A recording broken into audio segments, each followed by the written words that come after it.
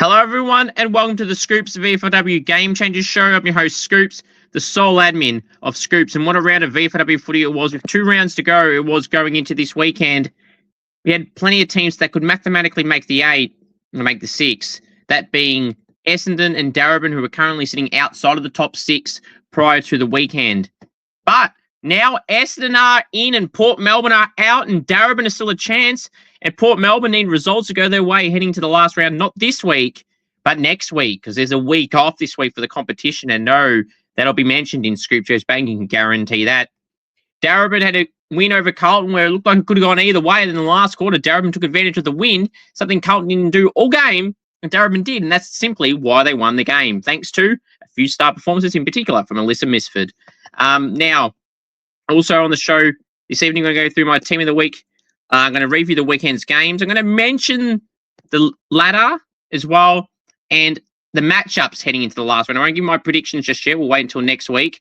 But look, it's going to be a very interesting week of VFLW footy coming up next week. But I've got a lot to recap from last weekend, the weekend just gone, that is. So let's get right into it. So let's start off with these highlights that I got in my matchday vlogs. I went to 2 games on the weekend, that being Darebin and Carlton at Preston City Oval. Was the first time I've ever been there. That wind was horrendous. Speaking to some people after the game, apparently the ground is like that on and off, not as consistent as, say, Windy Hill or Williamstown's ground. So I just got the worst of it with the wind at Darebin's ground at Preston City Oval. And then I went over to Port Melbourne at ETU Stadium for Port Melbourne and the Bulldogs, where huge implications for the Port Melbourne side, but they lost by 1 solitary point. They feel like they they definitely should have won. Granted, the Bulldogs had 5 or 6 AFLW players playing. The Bulldogs' record without any AFLW players still is 0-5. So if you connect the dots on however many more games they've won and played, that's their record for with AFLW players, which just isn't even 100%. And to argue, Bulldogs only won by a point. Port Melbourne, they didn't have those 5 players, and Maggie Gorham was one of the best players on the ground for the Bulldogs by far. And she's on the AFLW list. So if you take some of them players out, they probably don't win. We've seen some great goals and marks on the weekend. Isabel Dado, Stephanie Simpson for Darebin, both did great goals, which are in my vlog. Tamsin Crook for the Bulldogs. Defender turned forward, kicked a nice goal during the game. And here are 2 of those 3 goals. First off, from Tamsin Crook, from the Western Bulldogs against Port Melbourne, in what was a big moment in the game. Wow. Great mark from Aaron. She's having a really good game. Kicked the goal over her head in the first quarter. On the goal line. Crook. Got it. Defender turned forward. Got it. Tamsin Crook. Let's go. And the Bulldogs got 3. That's something the Bulldogs maybe persist with Tamsin Crook up forward, as she did really well on the forward line, but also went back in the back line late in the game when the Port Melbourne side were charging home. And here's an interesting goal from Isabel Dado from Darebin. Let's just say you can take some credit for the wind here, but just shows how bad the wind truly was at Preston City Oval on Saturday.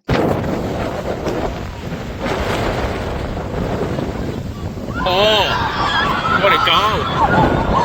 Unbelievable. The wind on this side has been amazing, and that would be the wind. They get around it, so they saw it's a good goal. The wind is all over the place and getting great goals. Good goal nonetheless, but gee, that wind there at Darebin was pretty bad, the wind. But Darebin got the win, and their finals hopes are still alive. Somehow, they're still alive. And they've got Geelong next week in the last round, which let's just say they could win that as well. And then if a few results go their way, Darebin could somehow make the finals. I don't think they will, but I think they could beat Geelong, but we'll have to wait and see. Now, obviously, in terms of the under-18 state championships for the AFLW, there was 2 matches. Vic Metro smashed Vic Country, and WA beat the Allies. WA's under-18 state championships is finished now. They've played all their 4 games already. Olivia Woolmarans, who's a potential top 10 pick, she kicked 4 goals with 14 disposals. Cara Stodaro won the medal for the best player for WA this tournament, of these championships, and she was their best. I thought Mia Russo had a good tournament. Renee Morgan, Olivia Crane, Ella Gilby. A lot of good performances for WA throughout the state championships. Missing some names. Cara in the ruck was fantastic for the most part, if not all, the tournament. Russo. There's so many good players that play for WA in the state championships. I know I'm missing some. Alicia Blizzard kicked a few goals each game, who played her part as well up forward. Just all around, I feel like WA got unlucky a few times and they could have won most of their matches, had a few things going their way. The Allies, they've still got games to go, but Priya Bowering from Tassie, who's a midfielder, she was fantastic on the weekend as well, along with a fair few other players. For them, Kiara Ewbury was very impactful with 20 disposals, a goal and 5 marks. May Anderson collected 22 disposals. Swans Academy tall ruck. Maddie Quinn played well with 14 mistakes, 14 hit-outs and 3 clearances, shared the ruck load this match. Isla Wenke played well with 16 disposals and 6 tackles. Misha Barwin from Tassie played well for her, 16 disposals. Frankie Walsh kicked a goal with 15. Now, go back to WA for just a second. So Mia Russo had 26 disposals and 6 tackles in this game against the Allies. Cara Sadara had a game-high 9 clearances to go for 19 disposals. So I mentioned Moran's 4 goals and 12 touches and 6 marks. Alira Frotu and Alicia Blizzard, as I mentioned, both hit a goal. Renee Morgan was probably one of the most consistent performances for WA throughout the state championship. She had 19 disposals again to continue her good form. Maya Lovell Finn had 18 disposals and 7 tackles. Lucy Greenwood, who had another good tournament as well, after being in last year's side. She kicked a goal with 16. Ella Gilby and Olivia Frank broke down well with 16 and 13 disposals, respectively. But the other game where Vic Country got blown out of the water by Vic Metro had young star Bailey Martin, who I believe is eligible not this year, but next year. She was simply superb. She had some good games throughout the year already at her Coates League club and been talked about this year for some really, really strong and impactful performances. But this performance on the weekend from Bailey Martin was single-handedly the best individual game from a state championship player in the women's competition the last few years, at least. Bailey Martin was simply superb with the best individual game of the tournament by far, with a whopping 7 goals. Yes, 7 goals individually for Bailey Martin, 15 disposals, 12 score involvements, 7 marks, and 4 of those marks were contested. Simply phenomenal from Bailey Martin, one to watch in the AFLW in a few years' time. Chloe Bourne, who's probably been the player of the tournament as a whole, she had 35 disposals with 10 score involvements, 8 intercept possessions, 8 clearances, and 8 inside 50s. Just simply phenomenal again from Chloe Bourne. She's bound to be picked up come the end of this season. Taylor McMillan, who's had her season go well again, she had 21 disposals, 9 inside 50, 6 clearances, and 5 score involvements. Scarlett Johnson had 19 disposals with 6 marks. Marlo Graham had 16 disposals with 7 tackles. Tall Josie Bamford had a whopping 24 hit-outs in the ruck with 17 disposals. Chloe Thorne, one to watch again in the draft coming the end of the season. She had 14 disposals, as did Sienna Sharp. Geordie Allen had 16. Asher Fern Wannon, who had on the podcast earlier in the tall utility, had 11 disposals. Macy Watkins had 13 disposals. Briley Anderson, she had a good tournament. She kicked 2 goals of her 9 disposals. And for Vic Country, Alice Cunnington from the Dandenong Stingrays kicked 2 goals with 13, one of the best on the ground. Alice Stoddart from Gippsland Power had 17 disposals. Rain Dodd from Bendigo had a strong impact with her 18 disposals, who had on the podcast early in the year too. Mizuki Brothel had 19 disposals. Georgia Tyrell from the Falcons worked hard with her 11 tackles to go for 17 disposals. And tall Josie Skews Clinton kicked 2 goals with her 6 tackles and 12 disposals. Charlotte Gilmore and Nalu Brothwell both had 16 disposals. So that's a wrap. That match report, if you want to read it in full, is on my channel right now, on my Instagram page and Facebook page, AFL Info Live on Instagram. Right, let's get straight back to the VFLW, because some of those names will be playing VFLW next year if they're not on AFLW lists. So just thought I'd bring that up again.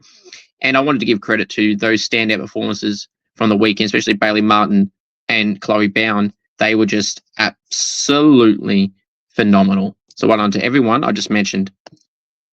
If I didn't mention before, I don't remember if I mentioned this, but Kiara Ewbury for the Allies was good with a goal, 20 disposals and 5 tackles, and Mia Anderson with 22 disposals.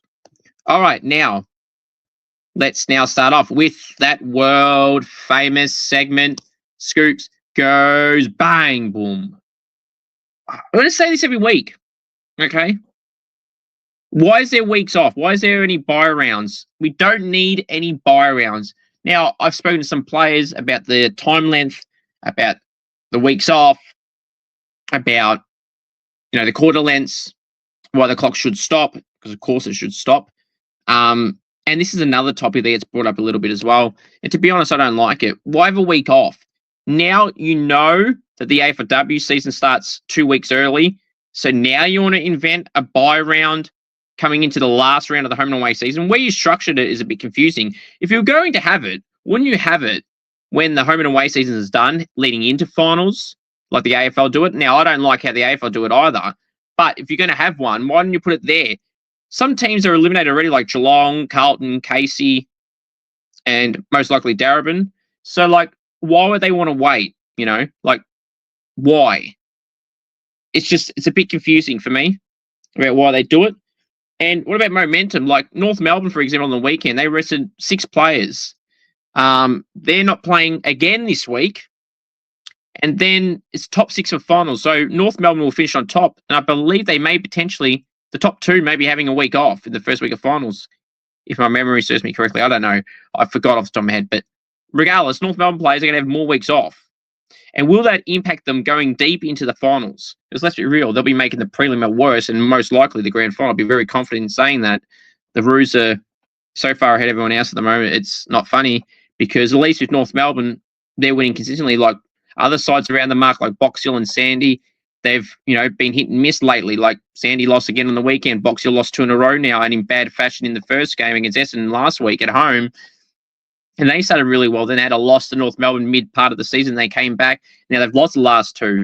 But North Melbourne's always been that consistent side. It's always gone through, not undefeated, but, been pretty damn consistent. And that's why they are at the top of the ladder and by a long way. In fact, they're 11-2, but with the percentage of 276, it just shows how far they are ahead of the rest. Collingwood, very similar. They almost lost to Geelong on the weekend. If it wasn't the last 15 minutes of the last quarter, something bad could have gone their way as well. So, and the start of the year, Collingwood didn't start too well. So, but North Melbourne's always been that consistent side. They've always been at it. They've always been good.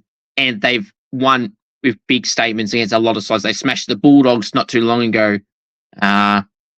They've smashed Casey on the weekend. They've smashed so many sides this year. It's the way they win, the way they score, the way they play. They're managing players throughout the season, and they're still being so damn strong. Brett Gawley's got a great side of the Roos, and a lot of credit goes to Brett as well for the coaching style he has. They won last year's premiership against the Bulldogs at ETU Stadium, and they're probably going to be venturing into the grand final yet again this year. I'd be very shocked if they don't make the grand final. In fact, I'm pretty confident, pretty damn confident, in fact, that they will make the grand final. So momentum could be killed because of this week off. And I don't like it. What do you all think? I think they should get rid of it. I think it's ridiculous. There was another one mid-season as well. I don't like it. The season should be longer. If you're going to implement buys, the season should be longer. And so to a lot of players, they think the season's too short. Their pre-season is just as long as the season. And if you're not making finals, it's even shorter. So it's like 12 games and say a 16-week pre-season or even more. So it's just it doesn't add up. It's not really fair. They need to fix the fixture, the timing of everything as well. Now you knew the AFLW season was 2 weeks early when you made this fixture. So why are you clashing the final series with round 1, 2, and 3 of the AFLW season? It just doesn't even make sense. I really don't get it. Actually, it's round 1 and 2, but even if it's 1, 2, or 3, whatever, the point still remains. It's a bit bizarre if you ask me. I don't get it. I really, really don't. They've just got to fix it, It's just, it'd be frustrating. Especially for people that want to go to all the games, they've got to fix it up. So to the competition, for next time, please fix it and lift your game. Please and thank you. Hope you all enjoyed that edition of the world-famous segment, Scoops Goes Bang. Now, before I go into my team of the week, now you're probably wondering, Scoops, when's your VFLW medal going to be? The inaugural Scoops VFLW medal. It'll most likely be on the Monday or Tuesday, not next week, but the week after, heading into week 1 of the finals. So after the home and away season, I'll have a big extravaganza show for my Scoops VFLW medal. I'll probably have my own awards also on that night.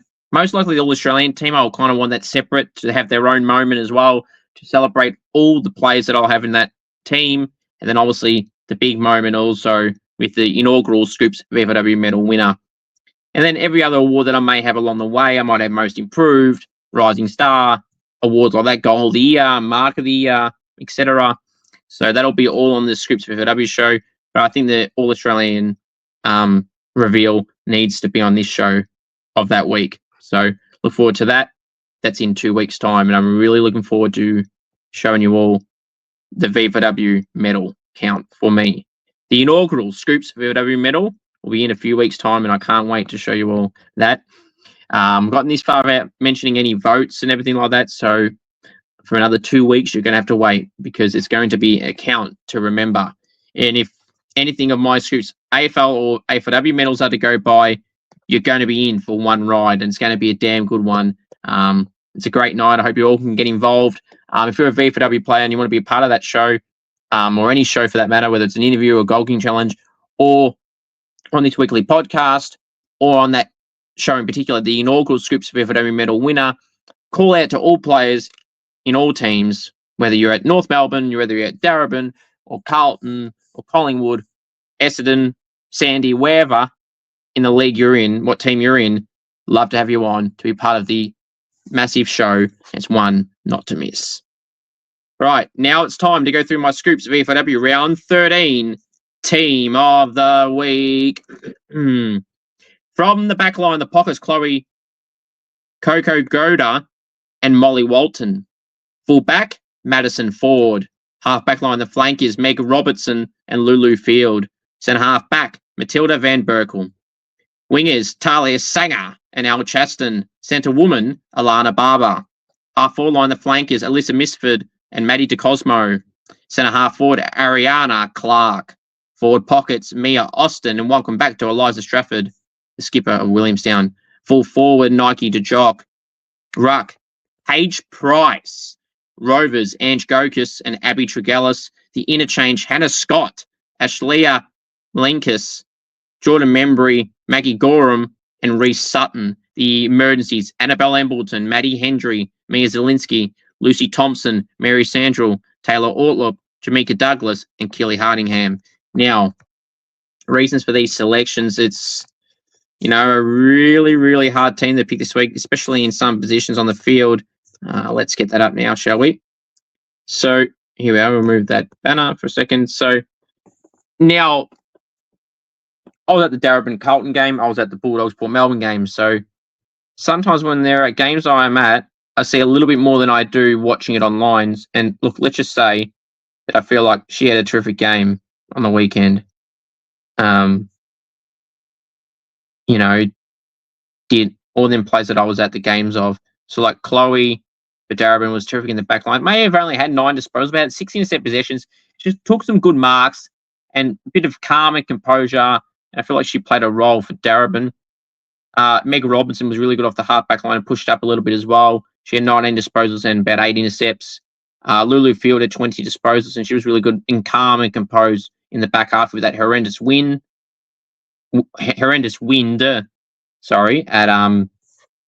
At Preston City Oval. I thought she played a part for sure.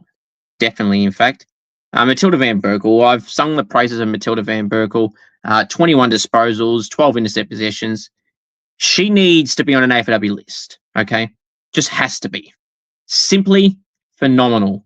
I mean, St Kilda, Carlton, GWS, and now Port Adelaide have list spots open, and I'm calling out to those 4 clubs in particular, or anyone else that's going to have a list spot open before the season starting in the next few weeks or so, or 4 weeks. Put Matilda Van Berkel in your AFLW list. You will not regret it. Same with Talia Sanger, same with Tasha Stevenson, same with Isla Baldwin, same with everyone I've mentioned in the past. They've got to be on an AFLW list. And Sophie Locke as well. Just have to be. Phenomenal, Matilda Van Berkel.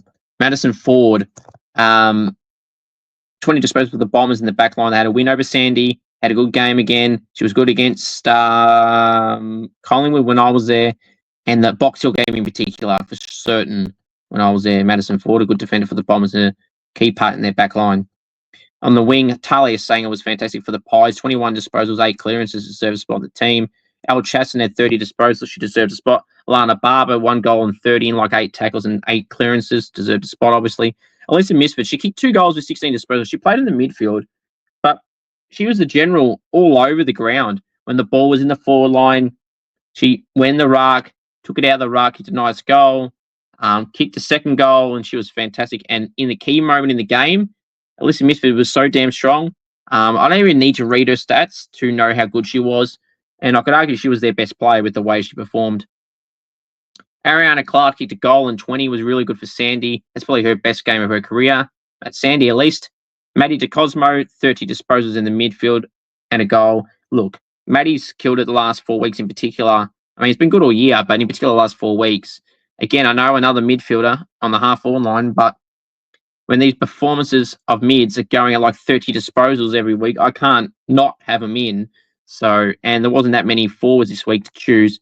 It just wouldn't feel right putting someone in the team that may have had 8 disposals up forward over someone who had 30. It just doesn't seem fair or right, really. So that's why Maddie is there. I mean, you could argue she should be in the midfield, but look who's there. Now, Nike to Jock was really good up forward. 4 goals, 3, 18 disposals, 9 hitouts as the backup ruck in the forward half. Phenomenal. She's winning the goal kicking. I can be confidently saying that. Confidently, just quietly, I've been saying it for months. She was my prediction pre-season. She's on 37 goals, I think it is.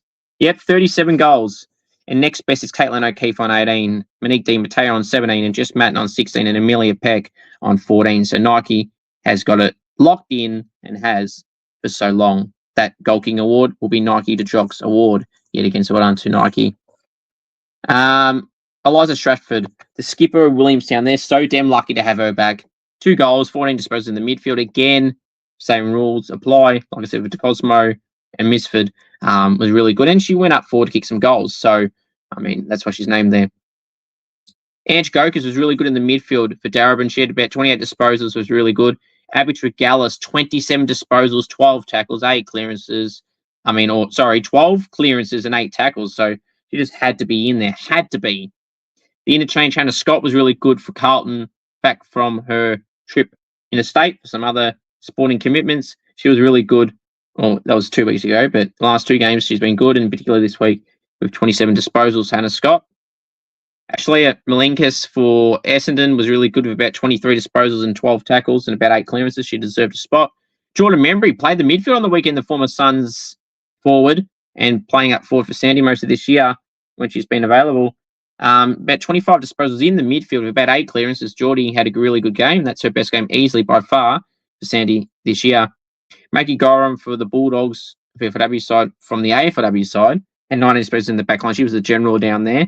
If they didn't have Maggie, I feel like Port Melbourne definitely would have won. And Reece Sutton, who's on the screen as well with Nike, she was terrific in the midfield with 25 disposals and about 8 tackles as well.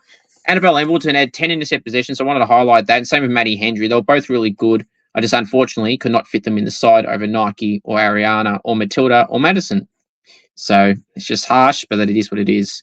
Mia Zielinski. Now, she was one of those players that had 9 disposals and a goal. I thought she had really good impact. But then again, those midfielders that had 30, they had to be in. Lucy Thompson was really good.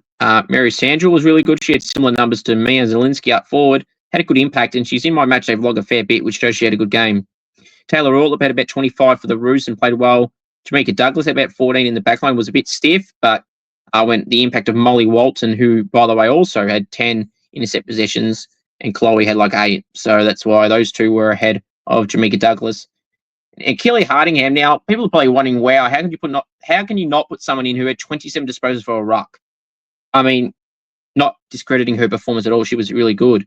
But I feel like her opponents weren't that bad either. And I feel like for a 27 disposal game, they had a lot of clearances and everything like that. Not doubting that she was really good.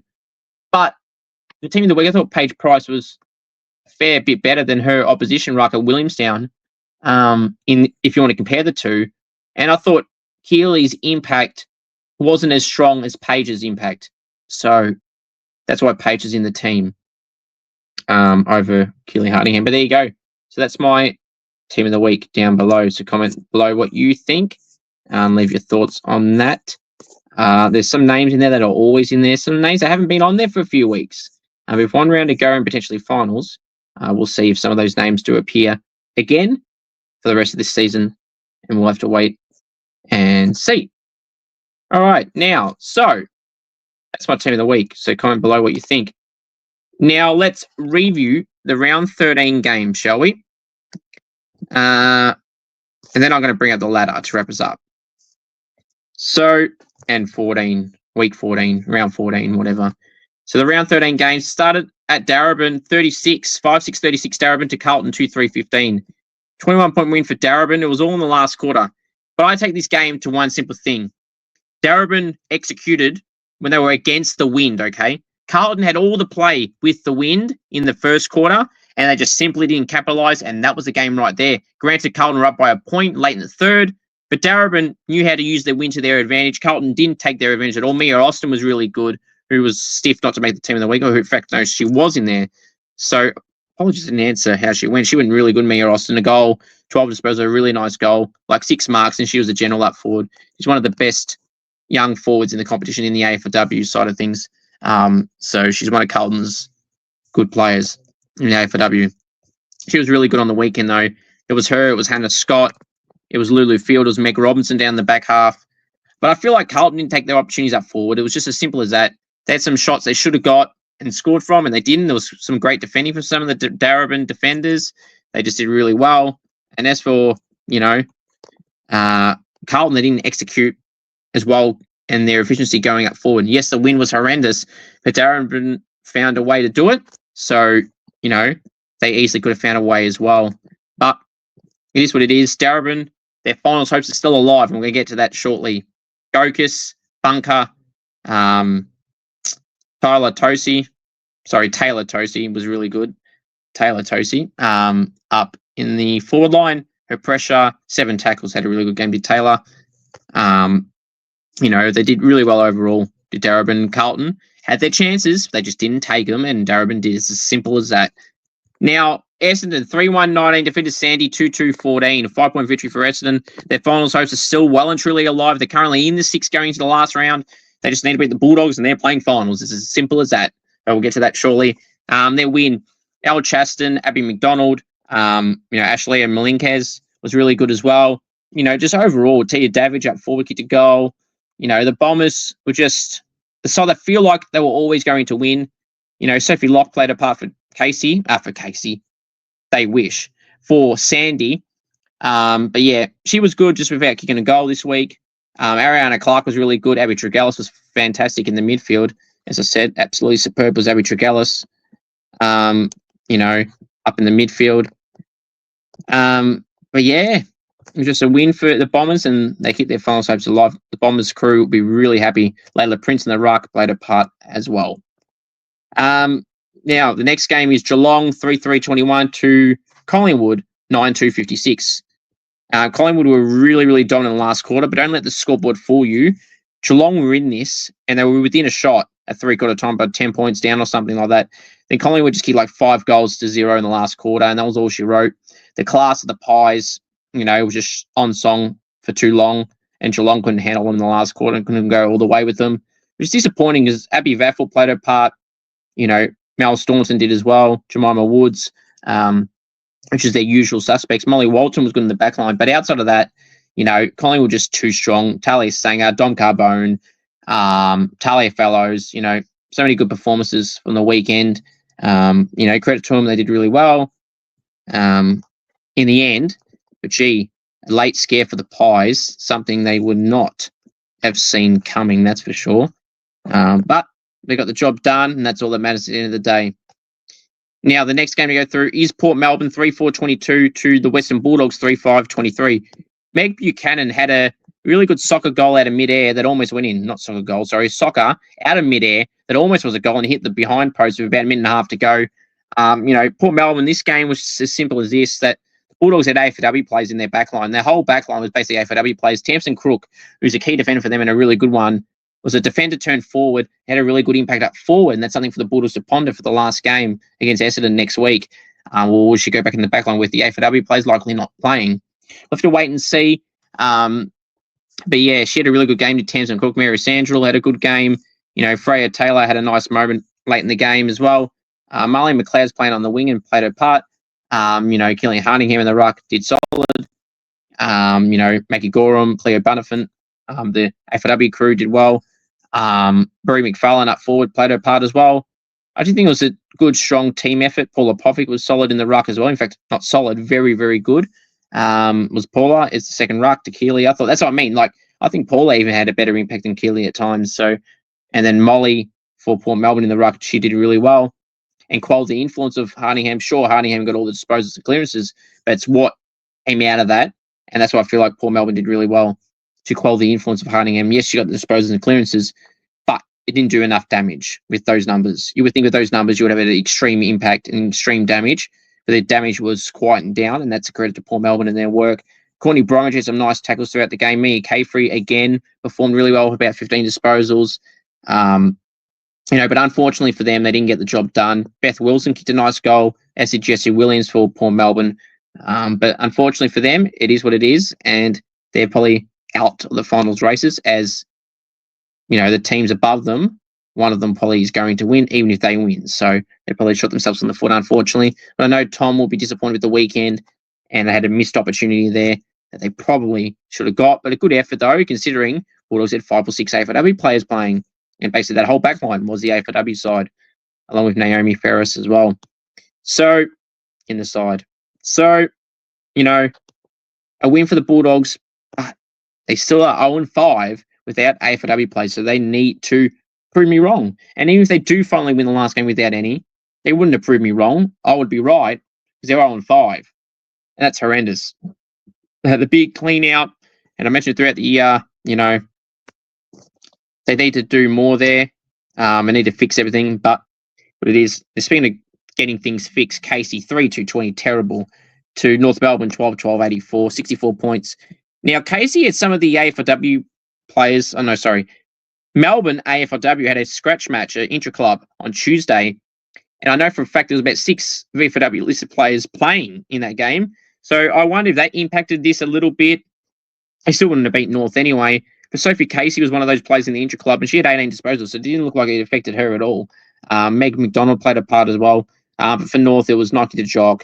It was Taylor Orlov. It was Reece Sutton. It was Maddie DeCosmo. It was Jamaica Douglas. It was the whole team. They were really good, the Roos, and they're going to be hard to beat come the end of the season. Guarantee you that. Nike kicking 4 and 18 disposals just shows the talent that she has, and she should be on an AFLW list. I don't know how the hell she's not on one, but hopefully for her, it is just right around the corner for Nike to jock. Right. So that's Casey game. And the last game of the round was Box Hill and Williamstown at Williamstown. Williamstown 35, Box Hill 27. Williamstown had a 2-goal lead. Williamstown loved these low-scoring affairs. Box Hill normally like to score. So 3-9-27. That was probably the difference right there. There was, with the win, Box Hill kicked 3 behinds in a quarter, and where Williamstown kept kicking the goal with the win. So I think that was really, to be honest, the difference there. They came back like only Box Hill can, but unfortunately, they just didn't get the job done. It's disappointing for Box Hill because mathematically, unlikely, but mathematically, they can still fall out of the top 6, which would be a massive shock considering they were so close to being on top not that long ago, and they were second as well, only about 3 weeks ago, and now they could be out of the top 6, which I don't think will happen, but mathematically it can happen, but I don't think it will. But we'll wait and see. So that's, the round for round 13. Obviously, Stacia Stevenson, 11 tackles and played a part. Isla Baldwin, Paige Price, the usual suspects were really good. Annabelle Embleton was good as well. And for Williamstown, Emily Eves in her milestone game played her part.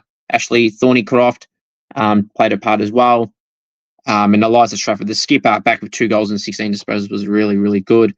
Now let's discuss the last week of finals, of the home and away season heading into finals. I won't give my predictions, but the last round, which starts next week, there's 2 Friday night games, both at 7:05 p.m. First game at Icon Park, it's Carlton and Box Hill. Then it's Bulldogs and Essendon and Winton Oval. Then Saturday, it's Williamstown and Collingwood at Williamstown. Also on Saturday, Port Melbourne and Casey at Port Melbourne. Sandy and North on Sunday at Trevor Barker and Geelong and Darebin at KFC Oval, which is not Deakin University. It is in Geelong, St. Mary's grounds. So that's very interesting. So if we look at the ladder now, I've got the ladder for you all to see on the screen, so you know what I'm talking about. Here, where is it? So here is the ladder. There it is. So we have there, you can see there on the screen that North is safe on 44 points. It's clear as day there, right? So they're safe. Collingwood is safe. Sandy is safe. Box Hill got a percentage of 147.3 at 32 points. Williamstown, 32 points as well at 109.1. And Essendon, 104.4 at 28 points. Darebin, 28 points, but a percentage of 89.8. Port Melbourne, 26 points, so the percentage doesn't matter to them. They are 116.4%. So it's going to be very interesting to see how this season ends. Port Melbourne should beat Casey, which would mean if they are to make finals, they will need Essendon to lose to the Western Bulldogs. So that is a big game on Friday night. It's a big, big game for Essendon this week against the Bulldogs Friday night. Not this week, sorry, the week after. Should be playing this week, but here we are with the fixture. Essendon Bulldogs will shape the top six. If Essendon lose, then Darebin and Port Melbourne are still a chance.